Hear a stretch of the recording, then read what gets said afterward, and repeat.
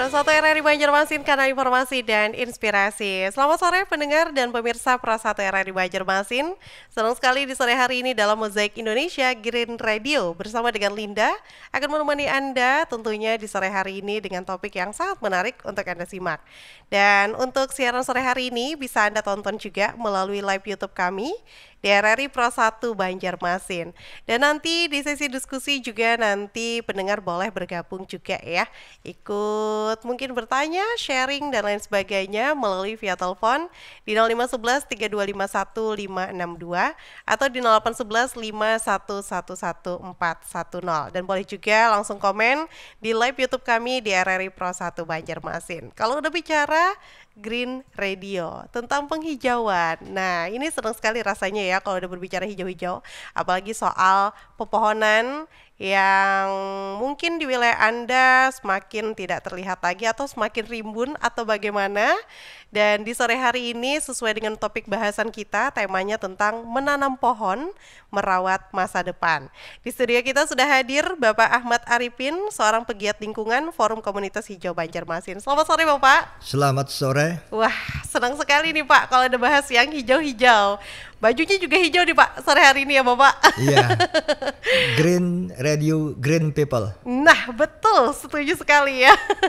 Dan pendengar, di sore hari ini ada Bapak Arifin, seorang pegiat lingkungan Forum Komunitas Hijau Banjarmasin. Tadi juga di balik layar sempat ngobrol-ngobrol juga kita tadi ya Pak ya, tentang cerita Bapak yang sejak kapan sih suka menanam pohon? Sejak kapan sih suka ikut berkegiatan tentang lingkungan dan sebagainya? Dan sungguh menakjubkan sih Pak. Yeah. Jawaban Bapak, saya kira mungkin baru di masa remaja seperti itu, atau mungkin karena ikut organisasi di sekolah. Tapi ternyata jawabannya di luar prediksi pendengar ya. Ternyata dari kecil ya Pak ya, benar. Dari SD tadi Bapak bilang ya Pak? Ya, sejak sekolah dasar saya sering ke kebun orang tua saya di Desa Mandiangin, Kabupaten Banjar. Ya, saya mengunjungi kebun lah. Dan juga bersama orang kampung memetik buah-buahan. Wah, dan seru. Mendaki Gunung Mandiangin. Ya gitu sekitar tahun 1970-an. 1970-an, Masya Allah. Iya.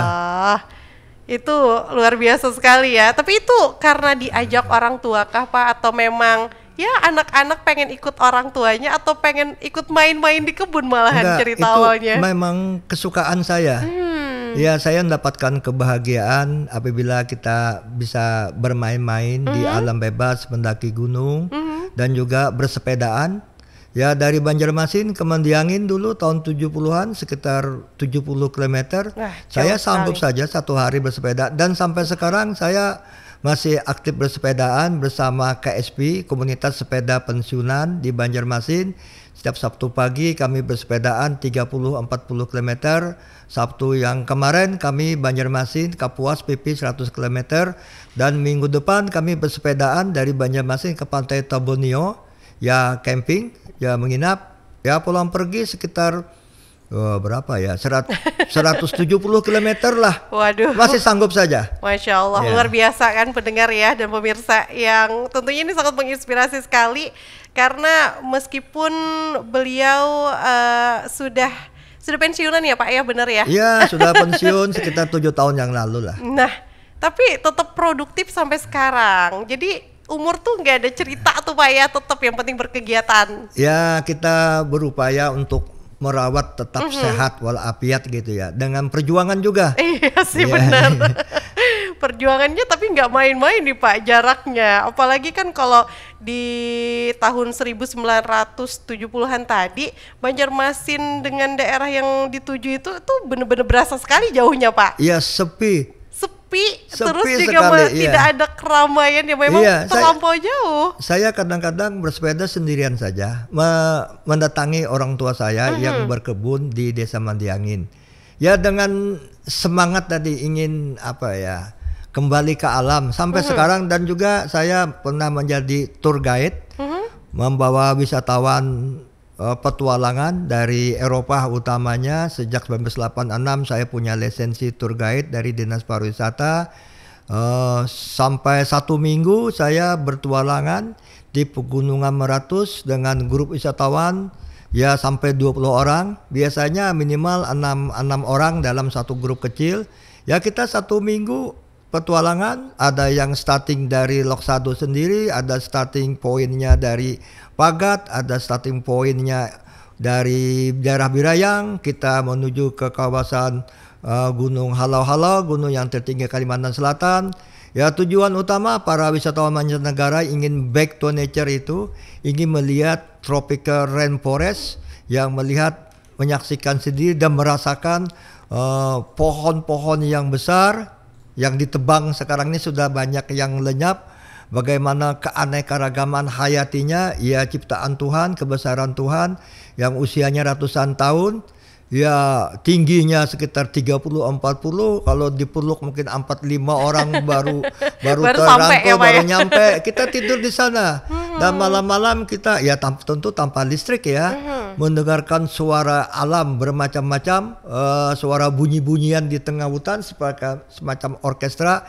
Nah ini menambah semangat jiwa kita ingin cinta alam, dan juga menambah semangat bagaimana kita merawat dan melestarikan anugerah Allah ini kepada manusia. Alam kita rawat agar tidak terjadi bencana, agar alam memberikan kenyamanan lingkungan untuk kita huni di bumi. Sekarang ini kan sering terjadi berbagai macam bencana alam. Ini mungkin semacam early warning kepada kita ya. Apakah ini memang murni bencana alam atau fenomena alam? Apakah ini peringatan kepada manusia? Hai, jangan lagi kamu merusak alam. Nanti kamu akan hukum hukum sebab akibat terjadi bencana-bencana alam. Atau memang ini sudah semacam hukuman kepada kita ini yang dari ke hari ini semakin mengeksploitasi sumber daya alam, utamanya tutupan vegetasi hijau di seluruh dunia lah. Menurut informasi ada 13 juta hektar setiap tahun terjadi deforestasi di dunia ini, menyebabkan suhu global ini sudah ya berubah ekstrim dan semakin panas gitu ya. Nah dampaknya ekstrim ini kalau kita kepanasan, kalau musim hujan ya kedinginan, ya banyak air tadi. Jadi hujan yang sangat lebat sekali. Jadi lebih ekstra gitu ya Pak ya. Ya panas kepanasan, yang hujan semakin intensitas semakin tinggi gitu ya Pak ya. Oke. Nah, silakan mendengar ingin bergabung boleh ya di sore hari ini. Kita sambil terima telepon langsung ya Pak ya. Iya, silakan. Oke, halo selamat sore. Baik, boleh dicoba kembali ya pendengar ya untuk teleponnya di sore hari ini di 0511 3251562 atau di 0811 5111410. Dan menarik juga tadi Pak Arifin juga ternyata banyak organisasi yang diikuti ya Pak ya. Selama dari tahun 1986 juga ikut Himpunan Pramuwisata Indonesia Kalsel, terus juga Forum Pariwisata Kalimantan Selatan, Masyarakat Peduli Pohon tahun 2010. Jadi memang banyak sekali sudah pengalaman-pengalaman yang bisa diceritakan di sore hari ini. Boleh sambil dicoba juga pendengar ya untuk bergabung sore hari ini. Halo, selamat sore. Ya, selamat sore. Selamat sore, dari siapa di mana? Ya, dari Yusuf Diamuntai. Baik, Yusuf Diamuntai. Sore hari ini kita bersama Bapak Arifin, seorang pegiat lingkungan Forum Komunitas Hijau Banjarmasin. Tema yang kita angkat sore hari ini dalam Mozaik Indonesia Green Radio tentang menanam pohon, merawat masa depan. Boleh? Mau sharing apa, Yusuf? Mozaik Indonesia Green Radio tentang menanam pohon, merawat masa depan. Iya, mau tanya. Boleh, silakan. Mau tanya apa, Yusuf? Ya, apa saja manfaat menanam pohon itu? Baik. Ada lagi Yusuf? Ya, itu aja pertanyaannya. Baik, terima kasih Yusuf ya yang sudah bergabung. Ya, Assalamualaikum. Waalaikumsalam warahmatullahi wabarakatuh. Nah, nih kebetulan ada Yusuf nih, Pak Arifin di Amuntai. Mungkin banyak sekali bakal bisa dijelaskan ke Yusuf nih, mungkin dengan mendengar kegiatan Pak Arifin yang sudah banyak sekali juga pengalamannya. Dari kecil memang sudah secara hatinya suka dengan yang namanya hijau dan hijau ya Pak ya. Dan Yusuf tanya apa aja sih manfaat menanam pohon katanya Pak. Selain teori, bahkan mungkin bisa juga dari segi pengalaman Bapak juga menceritakan ya Pak. Silakan. Ya, keberadaan hutan dengan isinya pohon-pohon, hutan alam primer dan sekunder, dan perkebunan ya tentu banyak sekali memberikan manfaat untuk kehidupan baik manusia maupun untuk ekosistem. Yang pertama itu hutan menghasilkan oksigen untuk kita konsumsi setiap detik ya, oksigen itu. Dan juga hutan itu menyerap karbon dioksida CO2 3,7 ton karbon dioksida yang diserap menghasilkan 2 ton oksigen yang kita bisa konsumsi untuk 1.500 orang per 1 hektarnya gitu ya. Jadi sangat jelas sekali hutan itu memberikan manfaat untuk menyuplai oksigen kebutuhan kita hidup. Yang kedua, hutan itu juga tadi menyerap karbon dioksida yang racun gitu ya, yang bisa terserap oleh manusia. Yang ketiga, hutan itu juga menyuplai sumber air yang tersimpan di pepohonan, di akar dari air hujan. Jadi pada saat musim kemarau, maka air yang tersimpan di pohon tersebut secara alami akan menyuplai ke lingkungan hidup kita melalui anak-anak sungai supaya sungai itu tidak kering gitu ya. Kalau sungai itu kering pada musim kemarau, ini menandakan vegetasi di sekitar sungai tersebut itu ya sedang tidak bagus gitu ya. Karena sungai tadi fungsinya tadi menyimpan dan menyalurkan air. Yang keempat, fungsi hutan dan pohon juga bisa memberikan keindahan. Ya, tajuk-tajuk pohon yang melalui dedaunan, melalui cabang dan ranting ini memberikan nilai estetika supaya memberikan keindahan untuk kita lihat dan kita nikmati. Makanya pohon-pohon yang punya nilai estetika itu biasanya ya ditanam di daerah taman-taman, taman rekreasi atau di tepian jalan gitu ya. Ya selanjutnya hutan itu juga memberikan ya sumber pangan. Banyak pangan-pangan kita yang berasal dari kawasan hutan tersebut gitu ya. Hasil hutan bukan kayu gitu ya, istilahnya di daerah kehutanan. Dan juga hutan itu memberikan kayu utamanya untuk kita perumahan.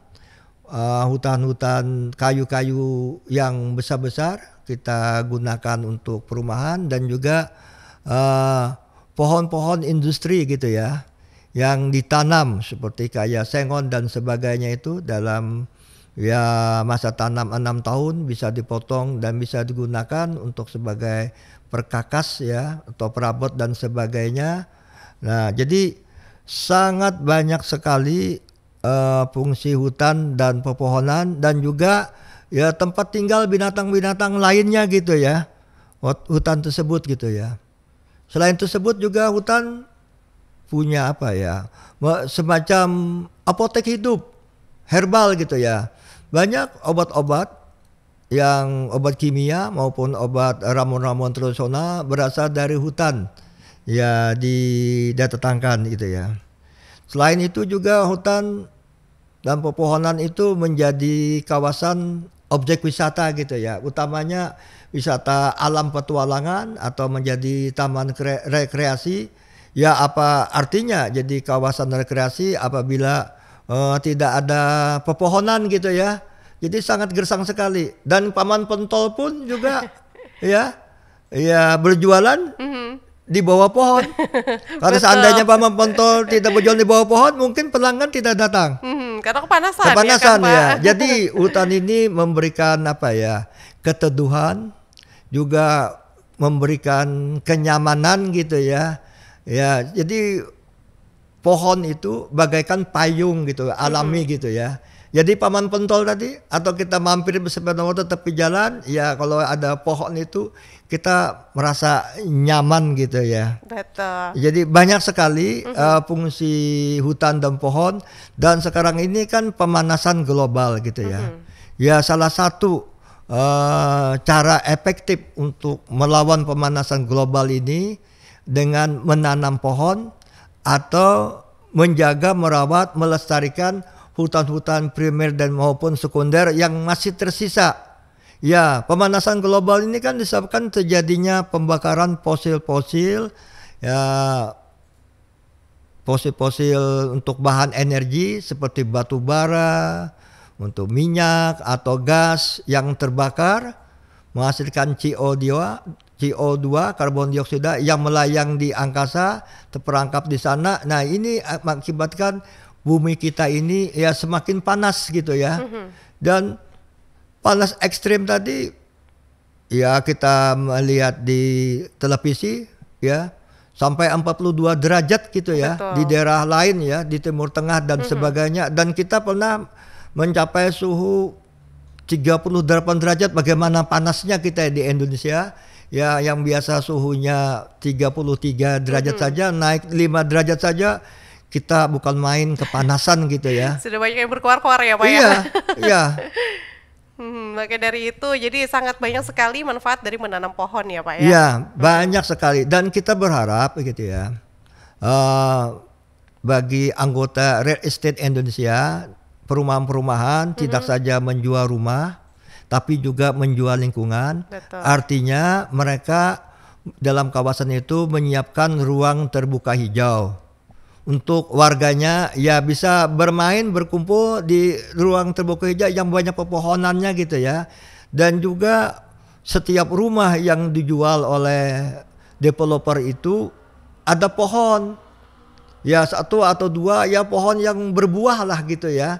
Sekira kawasan perumahan tersebut menjadi nyaman.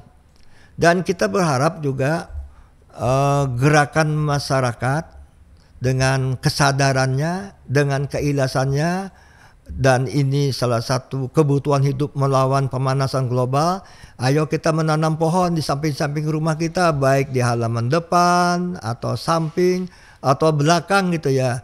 Kita sangat bahagia sekali rasanya apabila pohon yang kita tanam seperti pisang gitu ya, berbuah gitu ya. 9 bulan berikutnya kan pisang itu sudah berbuah dan beranak gitu ya. Nah, kita panen sendiri dari hasil kebun kita sendiri seperti pepaya dan sebagainya, juga jambu gitu ya.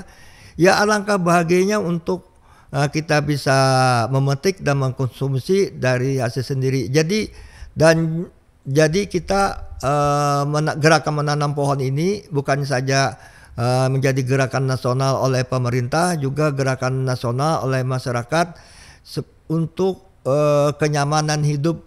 Kalau di sekitar lingkungan rumah tinggal kita banyak pepohonan, saya pikir kalau kita buka jendela walaupun tidak pakai AC, terasa udara segar yang padat oksigen itu masuk ke kamar kita gitu ya. Jadi orang menyambi betah tinggal di dalam rumah gitu. Betul. Ya itulah manfaat hutan dan pepohonan yang ada di sekitar kita gitu ya. Baik. Jadi hutan dan pohon ini menjadi sumber kehidupan untuk umat manusia dan makhluk hidup lainnya. Baik, sungguh ya, apalagi kalau menanam sendiri terus dapat hasilnya, itu ada perasaan yang berbeda ya, Pak ya. Iya, ketika tentu saja. memetik sendiri apa Iya. yang telah ditanam seperti itu, dan benar-benar menjadi sesuatu yang ya ada kebahagiaan tersendiri lah intinya. Nah, berdasarkan pengalaman juga nih Pak, ada nggak sih pohon-pohon yang bagus gitu kalau untuk ditanam, baik itu mungkin di sekitar rumah gitu, pohon yang seperti apa, jenisnya bagaimana, terus juga untuk yang secara misalnya padat penduduk itu bagusnya pohon apa yang ditanam gitu. Mungkin boleh dijelaskan nanti setelah ini ya Pak ya. Dan pendengar serta pemirsa Prasatera di Banjarmasin, sebelum kita lanjutkan Mozaik Indonesia Green Radio sore hari ini, kita akan jeda sejenak. Tetap setia terus di Prasatera di Banjarmasin, kanal informasi dan inspirasi. Gerakan Sejuta Pohon yang diperingati setiap tanggal 10 Januari bertujuan untuk meningkatkan kesadaran masyarakat akan pentingnya menjaga kelestarian lingkungan hidup melalui penanaman pohon secara massal. Tujuan utama dari gerakan ini adalah untuk mengatasi masalah deforestasi, erosi tanah, dan perubahan iklim yang semakin mengancam keberlangsungan hidup manusia. Sejak diluncurkan, Gerakan Sejuta Pohon telah menjadi tonggak sejarah dalam upaya pelestarian lingkungan di Indonesia. Melalui gerakan ini, masyarakat diajak untuk aktif berpartisipasi dalam menjaga kelestarian hutan dan lahan. Penanaman pohon tidak hanya memberikan manfaat bagi lingkungan, tetapi juga memberikan dampak positif bagi ekonomi masyarakat, seperti meningkatkan kualitas udara, menjaga ketersediaan air bersih, dan mencegah bencana alam. 92,1 Pro 2 untuk mantan terbaik kamu. Kali ini ada Mariana yang katanya pengen titip salam buat Mbak Nur yang lagi di Paris. Walah Mar, aku krungu lo salamu, tombo kangen. Samo-samo. Bundo, awak baru dapat info lowongan Karajo di RRI News.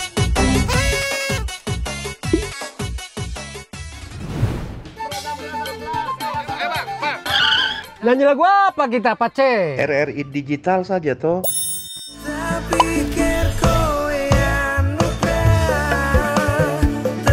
Sesekali jazz lah. Semangat ya manggungnya. Iya dong, kan mau bangun komunitas. RRI ada di berbagai platform. Sekarang banyak cara menikmati RRI. Kamu yang mana?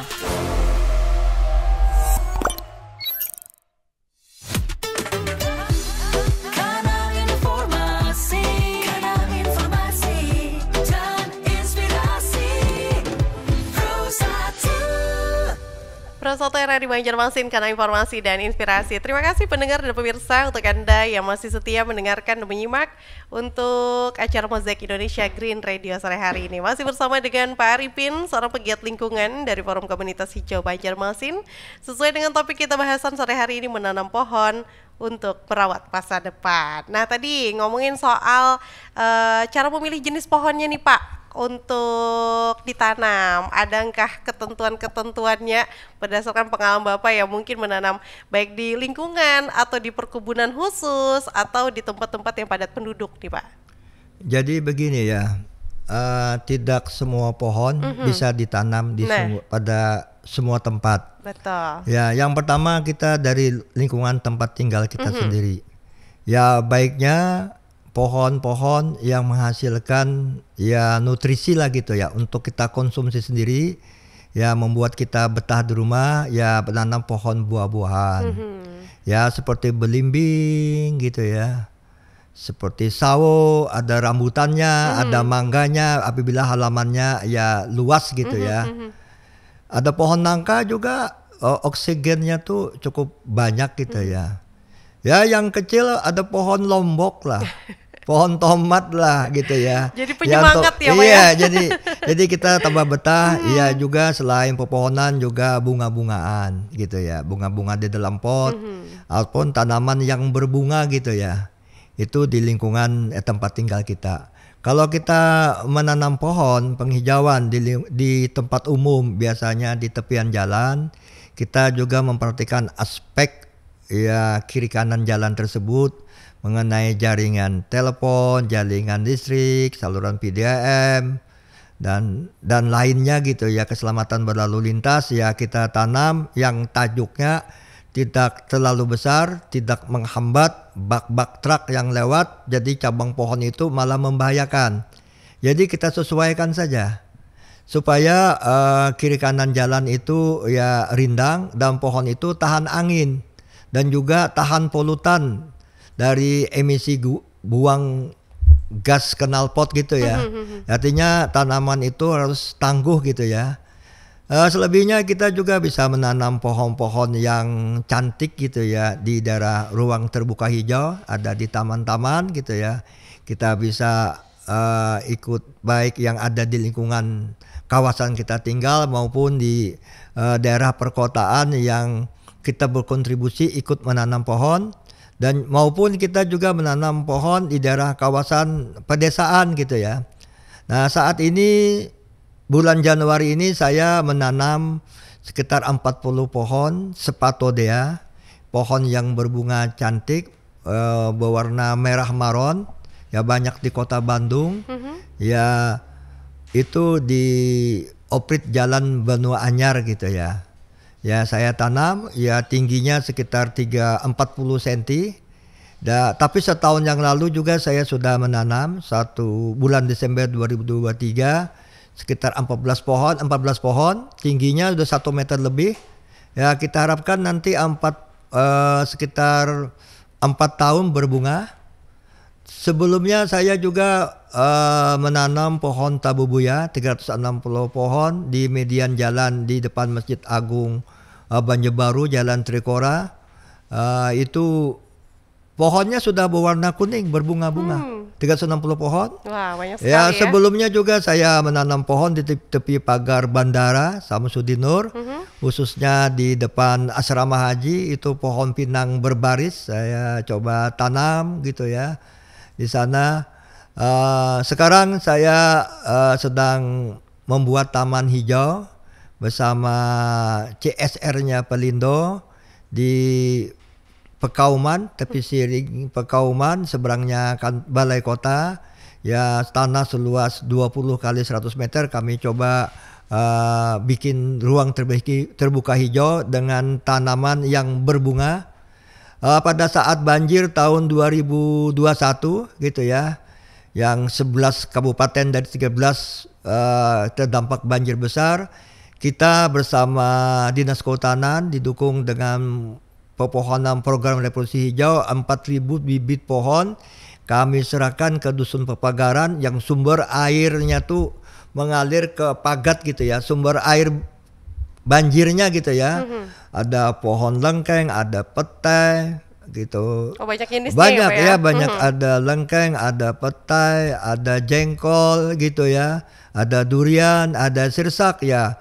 Itu tahun berapa ya? 2021 gitu ya. Ya mungkin setahun 2 tahun lagi pohon-pohon yang ditanam oleh masyarakat setempat tersebut ya sudah berbuah gitu ya. Sudah kelihatan hasilnya ya Pak ya? Iya, dan juga pada saat banjir 2021 bulan Januari kami juga bekerja sama dengan para dermawan menyalurkan ribuan bibit pohon jeruk gitu ya di Sungai Madang di dekat Pasar Terapung Lok Baintan yang banyak pohonnya mati, meranggas dan mati ya, sedangkan di sana kan penghasil jeruk yang terkenal Sungai Madang untuk Kota Banjarmasin ya lebih 1.000 bibit ya kita bagi di sana juga ya. Jadi kita selain melakukan semacam penghijauan secara mandiri juga dapat dukungan dari para dermawan juga untuk keterpanggilan kita untuk merawat alam, menanam pohon di lahan-lahan kritis. Juga kami bersama Dinas Kehutanan tahun lalu Desember kita menanam ribuan pohon di tepian irigasi dekat Bendungan Karangintan, Kabupaten Banjar gitu ya. Ya kita ingin, dan juga saya mencoba beberapa nanam pohon ulin. Ya sudah di halaman Rektorat Kampus Kayu Tangi ada 2 pohon ulin 5 tahun yang lalu ditanam, tumbuh subur, tingginya baru 2,5 meter.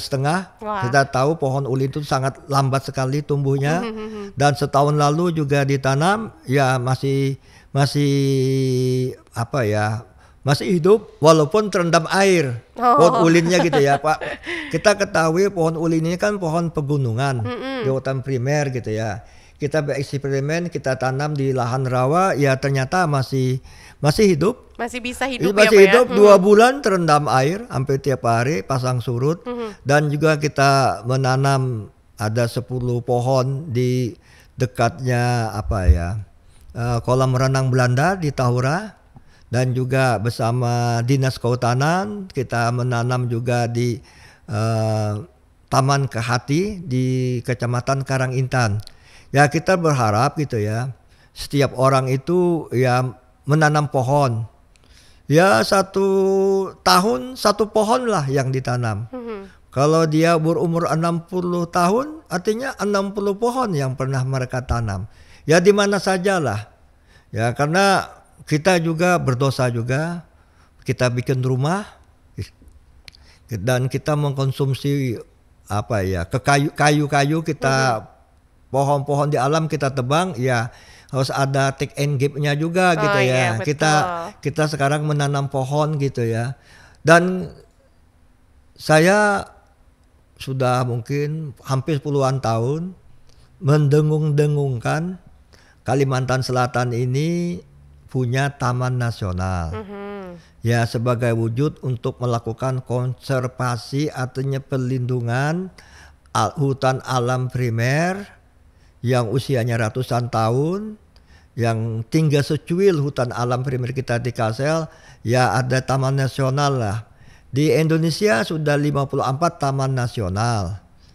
Di Kalimantan Barat ada 3 taman nasional, Kalimantan Tengah ada 3 taman nasional, Kalimantan Timur 1 taman nasional, Kalimantan Utara 1 taman nasional. Kalimantan Selatan belum ada taman nasional. Di Indonesia ada 4 provinsi belum ada taman nasional. Ya kita mendukungkan puluhan tahun yang lalu, kita menghimbau kepada pejabat pemerintah pusat, pemerintah daerah, ayo kita meninggali hutan alam primer untuk anak cucu kita. Nah, dan alhamdulillah pada bulan September tadi ya sudah ada upaya dari Kementerian Lingkungan Hidup Pusat, rapat koordinasi gitu ya, persiapan ada Taman Nasional untuk membuat proposal di Kalimantan Selatan gitu ya. Rapatnya di Hotel Novotel bulan November 2003. Artinya pemerintah daerah silakan mengajukan proposal untuk mengajukan Taman Nasional di Pegunungan Meratus. Masalah titiknya di mana? Ya itu tentu hasil kajian tim terpadu. Kita melihat Taman Nasional itu banyak sekali memberi manfaat selain untuk konservasi, juga untuk untuk edukasi, riset, penelitian, dan juga untuk pariwisata gitu ya. Taman-taman nasional yang ditetapkan di Indonesia ya menjadi ramai, jadi tempat kunjungan wisatawan yang ingin back to nature, ingin melihat yang enggak jauh-jauh lah, seperti di Tanjung Puting gitu ya, dengan unggulan satwanya adalah orangutan. Wah itu sangat banyak sekali wisatawan mancanegara yang datang ke sana jauh-jauh hanya ingin melihat orangutan. Di Pegunungan Meratus ini kita punya satwa yang unik juga, ada burung anggang, ada uwa-uwa juga. Jadi banyak juga sebenarnya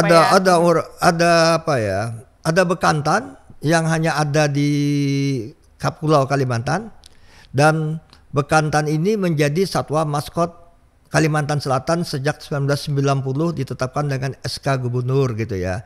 Ya tempatnya yang paling eksotis itu berada di Pulau Kaget, ya Pulau Kembang, Pulau Curiak gitu ya. Bekantan ini juga saya sebagai tour guide kita 1986 ke Pulau Kaget itu, maaf ya, saya hampir 100-an kali. Kunjungan naik lotok. Sering sekali ya Pak ya? Iya, jam 4 subuh kita sudah berangkat. Jam 6 bekantan itu sampai di Pulau Kaget, jam 6 pagi bekantan itu sudah muncul dia ke permukaan. Ya mulai memakan pucuk daun rambai, makanan kesukaan mereka. Atau sore hari mereka jam 5-an sampai jam 6 melihat bekantan. Kalau siang hari bekantan itu biasanya malas-malasan bersembunyi gitu. Jadi melihat bekantan ini punya karakter pribadinya yang aneh. Dia muncul ke permukaan pagi hari atau sore hari di saat makan, selebihnya mereka diam aja. di pohon. Dan karakteristik bekantan ini seperti kata orang juga, orang kampung gitu ya, warik Belanda gitu ya. Ya karena tadi hidungnya sangat Ya mancung. unik ya Pak ya. Iya, perutnya buncit, bulunya kemerah-merahan dan atraktif. Bekantan ini bisa jumping dari pohon yang sangat tinggi. Apabila dia dikageti, mereka akan jumping dan bisa berenang. Tapi bekantan ini tidak bisa dipelihara, mudah stres. Jadi di Kalimantan jarang ada orang yang melihara bekantan bisa hidup. Jadi memang harus hidupnya di alam Harus bebas. di alam ya, Pak? bebas, ya. Dan pernah kejadian dengan meranggasnya pohon-pohon rambai pakan utama bekantan 1998 di Pulau Kaget karena akar napas pohon rambai tersebut itu dipotong untuk menjadikan shuttlecock, dikirim ke pabrik shuttlecock bulu tangkis itu dari desa Telan pengumpulnya. Ya 1 bulan lebih 10.000 kepala shuttlecock badminton itu dikirim ke sana. Akhirnya pohonnya meranggas oleh kementerian, waktu itu Kementerian Pertanian. Bekantan dievakuasi ke kebun binatang Surabaya. 98 dikirim 61 ekor ke kebun binatang Surabaya. Dalam tempo 2 bulan tercatat, saya melihat berita acaranya, mati 37 ekor. Wah. Yang hidup cuma 24 ekor. 61% tingkat kematiannya. Padahal di kebun binatang Surabaya itu para ahlinya sebagai lembaga konservasi, sebagai lembaga pendidikan, sebagai lembaga rekreasi membuktikan bekantan itu tidak bisa mudah stres, tidak bisa begitu dirawat gitu ya. Kalau orangutan bisa jinak seperti manusia. Kalau warik-warik lainnya ya Masih masih bisa, bisa. Tapi kalau bekantan, iya dia mudah stres, termenung, tidak makan dan akhirnya meninggal. Jadi memang harus hidupnya di alam Di bebas. alam bebas. ya, Pak, Jadi ya? kalau kita mau lihat bekantan, kita harus datang ke tempatnya. Ya ada di Pulau Kaget, Pulau Tempurung di sebelahnya, terus ada di Pulau Kembang dekat Banjarmasin, ada di Pulau Bakut di bawah Jembatan Barito, dan bekantan hidup juga di daerah tepian laut gitu yang ada mangrove-nya. Tapi ada juga bekantan gunung seperti di Gunung Kentawan di daerah Loksado ya. Itu kalau kita beruntung bisa melihat kumpulan bekantan. Biasanya bekantan itu berkelompok. Ya di kaki Gunung Kentawan cagar alam seluas 28 hektar gitu ya. Di daerah Lumpangi lah ininya. Di daerah hulu sungai Kabupaten Balangan maupun Tabalong juga ada bekantan yang sudah berinteraksi dengan perkebunan karet gitu ya. Di daerah Danau Panggang juga banyak bekantan masih. Ya bekantan satwa yang dilindungi walaupun tidak terancam punah. Dan ini kalau di Sarawak Malaysia, bekantan ini menjadi atraksi wisatawan. Ya di Kota Tarakan juga bekantan menjadi tontonan gitu ya di kebun binatangnya gitu. Oke, nah mengingat waktu nih Pak kita, sebenarnya kalau dengar cerita Bapak nih seru sekali, menarik sekali Pak. Kayaknya memang 1 jam nggak cukup ya Pak ya? Iya. Dan untuk kedepannya nih Pak, bagaimana untuk Kota Banjarmasin sendiri, bahkan Kalimantan Selatan kita terkait akan adanya penanaman pohon kembali, pohon-pohon yang ditebang harusnya gantinya bisa benar-benar terfokus, bukan cuma ditanam tapi dirawat juga ya Pak ya? Iya. Bagaimana boleh disampaikan Bapak untuk closing statement-nya? Jadi ya kita bersyukur pemerintah Provinsi Kalimantan Selatan meluncurkan Perda nomor 7 tahun 2018 tentang gerakan revolusi hijau. Artinya pemerintah bersama masyarakat bagaimana melakukan gerakan menanam pohon gitu ya. Baik di lingkungan yang di lahan kritis, di daerah lahan-lahan masyarakat maupun daerah-daerah permukiman penduduk gitu ya.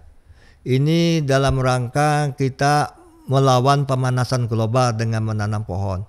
Tapi yang lebih utama kita berharap kepada pemerintah utamanya, bukannya sekedar melakukan gerakan penanaman, tapi juga pemerintah melakukan proteksi gitu ya terhadap hutan-hutan alam primer maupun sekunder yang hutannya masih tinggal sedikit.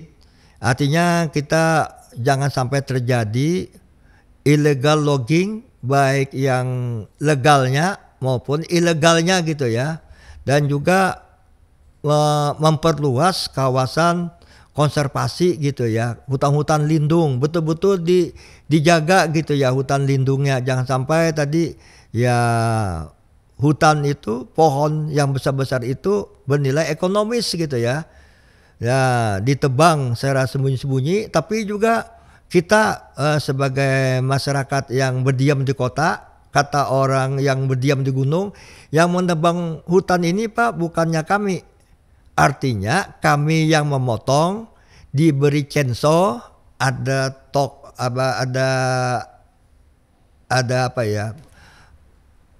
pengusahanya, tapi ada juga pembelinya.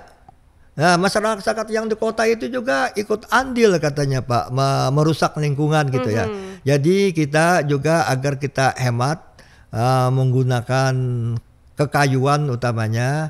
Ya, mulai rumah itu saya cukup-cukupnya aja gitu ya. Jangan terlalu boros gitu ya. Ya kalau untuk tiang rumah ulin itu yang 8x10 ya sudah cukup, ya cukup aja gitu ya. Jangan sampai ya, supaya lebih nahap gitu ya. Tiang rumahnya ini juga kita perbesar gitu ya. Dan sekarang ini ada ancaman kritis ya terhadap habitat hutan galam di Kalimantan Selatan. Dulu ya di daerah yang Agang itu terkena dengan hutan galamnya. Sekarang ini tinggal nama. Yang dijual pohon-pohon kayu-kayu galam itu didatangkan dari Palingkau, Kalimantan Tengah, dari Kapuas. Dulu cukup didatangkan dari Kabupaten Barito Kuala sama Kabupaten Tapin ini sudah dirambah oleh perkebunan besar kelapa sawit. Masyarakat setempat mencari pohon-pohon galam yang agak besar ya, yang 7 meter gitu ya, yang diameternya 10 sampai 12 cm ini sangat-sangat sulit sekali. Dan kebutuhan masyarakat lokal untuk pohon galam ini, batang pohon galam ini sangat tinggi. Sebab satu rumah itu minimal di bawah pondasi, sebagai pondasinya 4 sampai 6. Banyak ya Pak ya? Banyak. Jadi pohon galam kita di Kalimantan Selatan yang tumbuh di daerah bagian barat dari Kalimantan Selatan, Kabupaten Tanah Laut, Kabupaten Batola, Kabupaten Hulu Tapin, Hulu Sungai Selatan maupun Sungai Utara, pohon galamnya ini semakin terancam habitatnya karena kebakaran hutan dan lahan, dan juga oleh perkebunan besar kelapa sawit utamanya. Jadi harga galam ini sangat mahal sekali. Betul. Dan galam ini juga digesek katanya orang sawmill, dijadikan balok lebar kali 8, dikirim juga ke Jawa. Karena kayu galam ini sangat kokoh.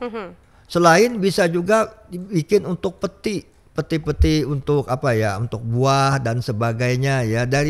Karena sulitnya tadi kayu yang dari alam itu didapat, ya kayu galam pun ya dipakai oleh benso untuk dijadikan kayu. Selain juga pohon-pohon seperti pohon kelapa atau pohon yang agak besar, pohon ramania atau pohon kasturi dijadikan kayu juga. Karena di alam kita juga kayu hutan primer semakin dikit, dan kita lihat pabrik-pabrik plywood yang ada di Barito tahun 80-an, 90-an sampai 2000 itu sangat banyak. Sekarang ini pada tutup, tinggal sedikit saja karena kesulitan bahan baku gitu ya. Baik. Dari hutan alam primer. Baik, terima kasih Bapak. Mohon maaf sebelumnya karena waktu kita yang sangat terbatas. Terima kasih Bapak atas kehadirannya di Green Radio dalam acara Mozaik Indonesia kali ini. Mungkin next time kita bisa ngobrol lagi Bapak tentang lingkungan. Tentunya ini seru sekali pendengar pemirsa ya. Sekali lagi terima kasih kepada Bapak Ahmad Arifin, pegiat lingkungan Forum Komunitas Hijau Banjarmasin. Terima kasih untuk pendengar dan pemirsa juga yang telah menyimak, mendengarkan, bahkan menonton juga dalam acara live YouTube kami di RRI Pro 1 Banjarmasin. Tetap setia terus di Pro 1 RRI Banjarmasin. karena informasi dan inspirasi.